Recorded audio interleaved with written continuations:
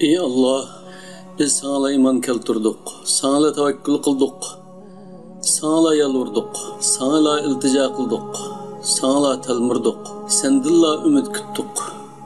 Bilip bilmeyi sadir kılgan günahlarımızga tövbe kıldık.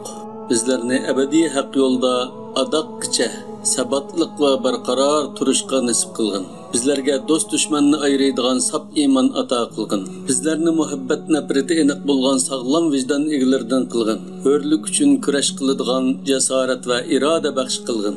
İlaha Parvardigara, bizlerge zulüm salgan ve selavatkan, bizlerini hurlagan ve hurlavatkan, haklarımızga tajavuz kılgan ve kılıvatkan zalimlerini, seni tanımaydıgan, uluğluğunu etiraf kılmaydıgan kafir tajavuzçılarını, bizlerge türlük suikastlarını planlagan ve planlavatkan düşmanlarımızını yer bilen yeksan kılıvatkin. Ularning diyarlarini xan vayron qilib shaharlarini kumpay-kum qilib ularni va gumashtalarini yetti qat qora yerga o'tkazib o'tgan. Bir yutum suvga zar va xar holda o'z axlatlariga g'arq qilib o'tgan. Ularni o'zaro bir-birining qo'lida qirib tugitib o'tgan. Ulardan va gumashtlardan birini qo'ymagan. Ey qahhar, dushmanlarimizga qahringni, qudratingni ko'rsatib qo'ygin. Ulardan biz ololmagan intiqomimizni, o'chimizni o'zing ilib bergin. Ey Rahman, ey Rahim, bizdek aciz, bichora bandalaringga rahim qilgin. Sen rahim qilguvchilarning eng rahimliksan. Kafirlarning qo'lida ingravatgan, organlari sug'urib ilinayotgan, o'chqa yepiq turmalarda xo'rlanayotgan ota-onalarimizga, iffatlari dafsanda qilinayotgan xotin-qizlarimizga, ojiz sing'illarimizga, qo'rqinch va xoruzarlikda yashayotgan farzandlarimizga, yetim nesirlarga, tullarga sen ega chiqqin. Ularni hech kim ko'rmaydigan, hech kim taqobil turolmaydigan qo'shinlaring bilan qovdig'in.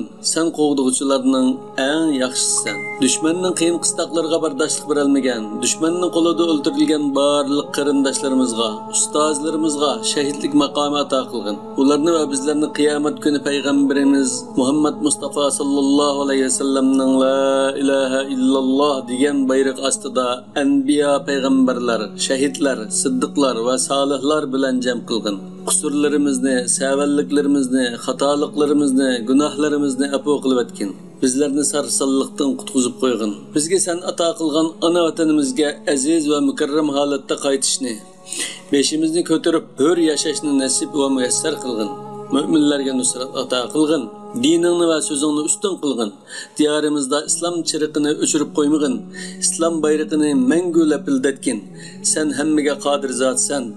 Bizlarni to'g'ri yo'lda mashq nasib qilgin. Haramdan yiroq qilgin. Bizga va farzandlarimizga hidoyat, tavfiq, insof va sharmi hayo ato qilgin. Bizlarni to'g'ri yo'lda mangadigan, boshqalarni to'g'ri yo'lga boshlaydiganlardan qilgin.